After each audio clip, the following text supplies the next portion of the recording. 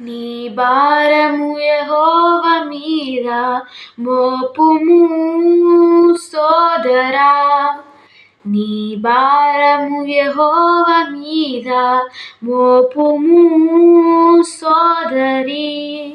ఆయనే నిన్ను ఆదుకొనును, ఆయనే నీదు వాంఛ తీర్చు. నీ భారము యెహోవా మీద మోపుము సోదరా.